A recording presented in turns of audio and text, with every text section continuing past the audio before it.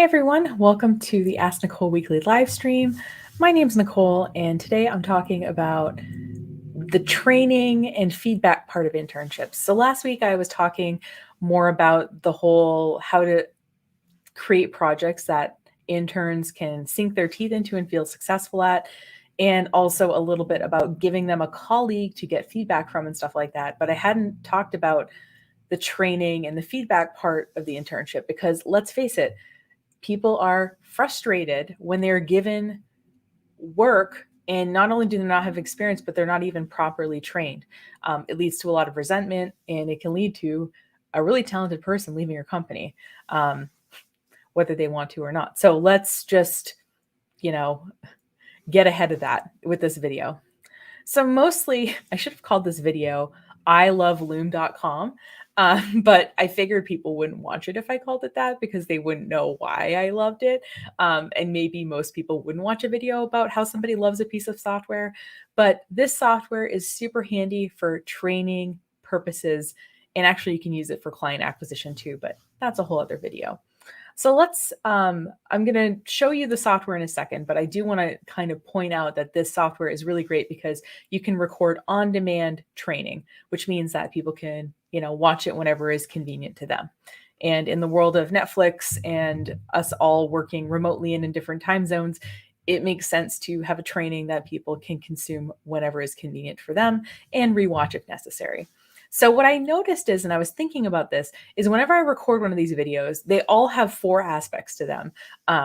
And I think that they're all kind of important. Number 1 is at the beginning of the video, I like to say, why are we doing this? I'm not pretending we're not curing cancer. We're not ending homelessness here. We are maintaining people's websites, social media and stuff. But if I was the person doing the task, I would like a little background. So right now, for example, something that I'm about to record after this probably is we are moving one of our long-term clients into a new template. Their WordPress theme is no longer being supported. So what I would say at the beginning of this video is say, hey, this is this organization. They do this kind of work, and we really like working with them. We noticed that their WordPress theme is out of date. So what we're doing is we're moving them to a compliant theme. And part of what happened when we moved them, obviously, is some stuff sort of broke in terms of content. And so we're going to do these things to help them out so that we can launch this website next week. So by telling them why we're doing it, it kind of gives a little bit more buy-in.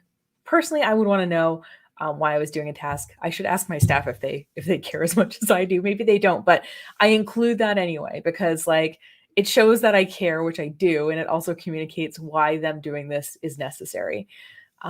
The second thing that I'll do is give them an idea of what the end product should be. So, for example, if I'm going to assign somebody to make some Instagram graphics, I might say, hey, we're doing these Instagram graphics for a client, and here's some graphics that they've liked before, and here's some examples. So that way, they still can create brand new graphics that are interesting and new, but they have an idea of what the end product should look like. And if you are assigning a task for the first time and don't have an end product example, see if you can find one out on the internet. Hey, I was looking at examples of great Instagram graphics, and here's 2 accounts that I really like in terms of how they make their graphics, what they look like. And that way, your staff member or intern can be inspired by that. They have an idea of where it should be going. Now, I'm the kind of person who is sort of flexible. I hate being micromanaged. So if someone tells me what they want, and this is the end product we want, and this is why we're doing it, I personally love having some freedom to be able to go in and make it my own, do it my own way. But how I approach training is the third part of it that I say is, so this is how, if I was doing this task, this is how I would do it.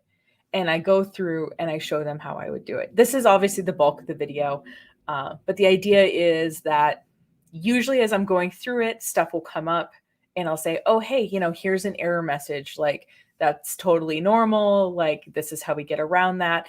And that way too, I see if there's any holes in my plan because I've actually tried to do the task. And if there's a problem, I can go and fix it before I give it to someone else to do. So this is how I would do it. And then the final piece of information is, here is what you need to get this done. So X and Y password are in our LastPass account. Here is the client's email. So if there's anything missing in the folders, like you can just email them and ask them for it. If you want to copy me, you can, but you don't have to. I try to give people like the stuff that they need to actually do the task. I might acknowledge that, hey, sometimes they're bad about sending photos, so we might have to go get them off their Facebook page, but I'll at least communicate kind of where information generally is, because this is in my head, but it's not in their head. And I'm not going to pretend that I think that it is. So like I said, to me, if a task includes those 4 things, we're doing good. Now, I also like to give people a bit of a time span that I'm expecting to get the task done, not to put any pressure on it, but just so that I can bill the client properly or whatever. But generally what I do in terms of the time I expect somebody to be able to do a task is I think about the amount of time it takes me to do it, double it, and add an hour. Is it overkill? Probably, but I got to give them time to learn how to do the task as well, right? They have to do the task and learn the task. And sometimes they have to find information that they weren't necessarily expecting to find, right? They open up the thing and the client sent everything but the password for this or something, and they have to get that.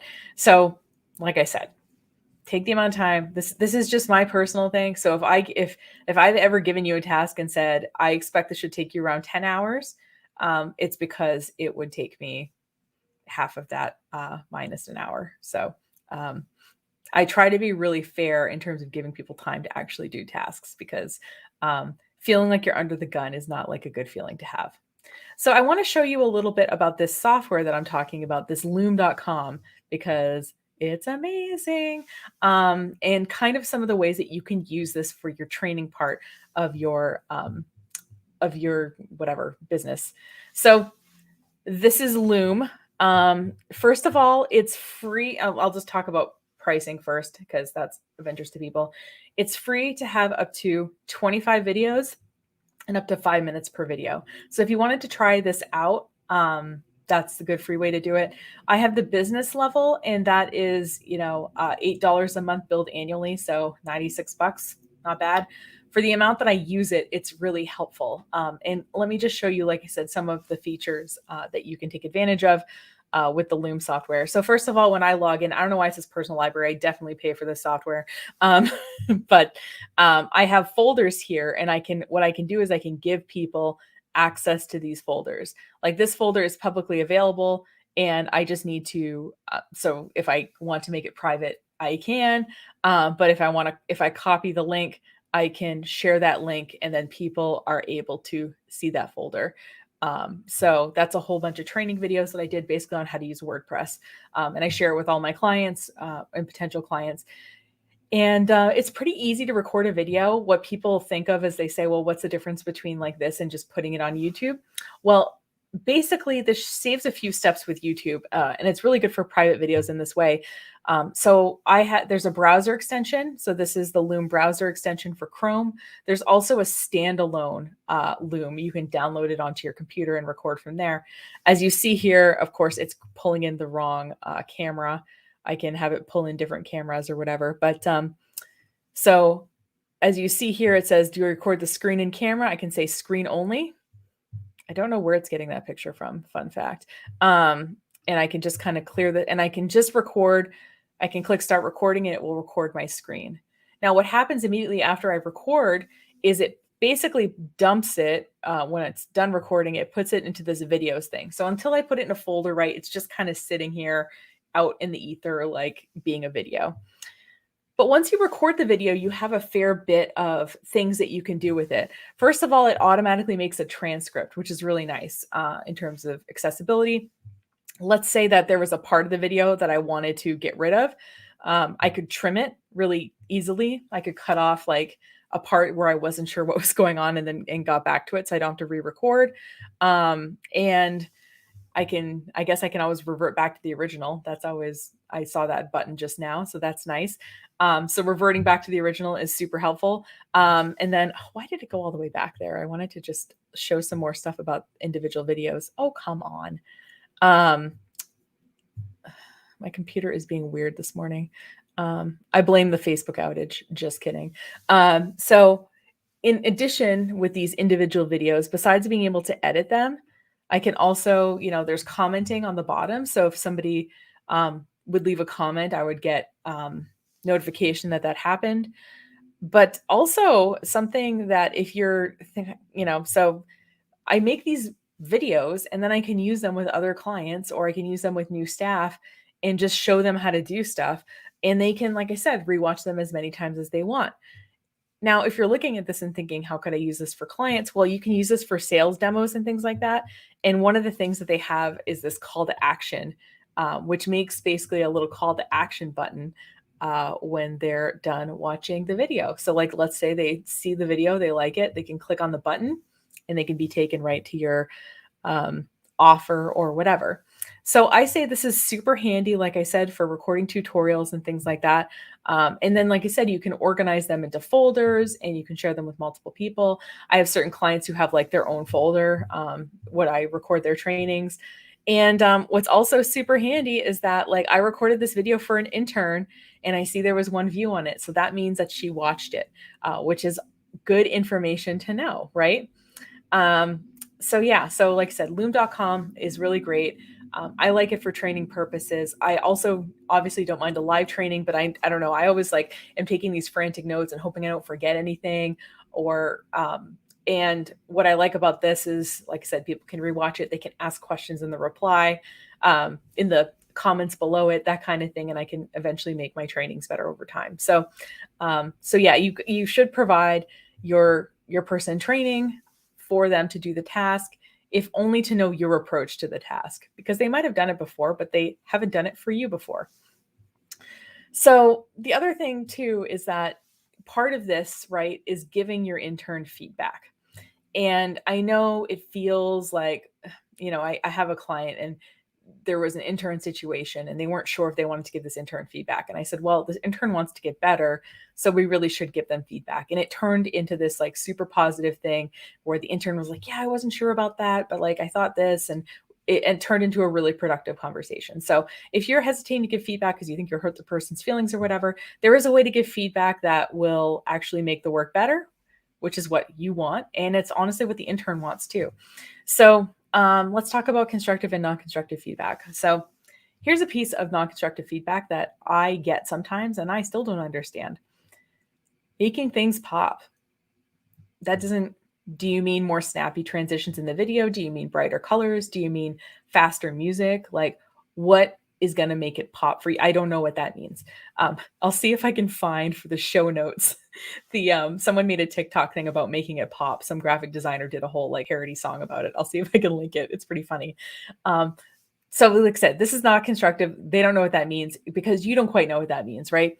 What we need to do is figure out what we don't like about something and communicate that. Now, in particular, if they're editing something that you've done or working with something that you've created, they might be extra like careful about it because they don't want to offend you. So if they're editing, so this is literal feedback I gave to an intern once. They were editing video and part of which I was in, and I was watching it and thinking, God, this is a long video. It feels long for me and I'm in it. So I said, like this video feels long. What if we cut the part in the middle where I'm talking? Like, let's cut that part way down. And that kind of gave her permission to be able to go in there and hack at the video footage without me being offended or her knowing I wouldn't be offended. So, like I said, if there's a part of it that feels wrong, kind of pointing that out and saying what might feel wrong about it, even if you can't exactly articulate it, super helpful. I don't like it. What else you got? That's super dismissive of someone's efforts, especially if they're just starting off and doing a brand new task. Constructive feedback instead might be, like these are great, but like I'd really like it if you reference the branding and approach these again. Because especially if they're off brand, like they're gonna, not quite look right. So give them, like I said, constructive feedback, point them toward resources they should be using, and understand that in giving feedback, the work is going to get better and they're going to be a better intern for you. So that's all I got today. Thank you so much for watching. I want to point you to wherever you're watching this now, but the YouTube playlist does have these videos organized by subject, which you might appreciate. So thanks again so much for watching. My name's Nicole. I will see you next Tuesday for the next live stream. Take care.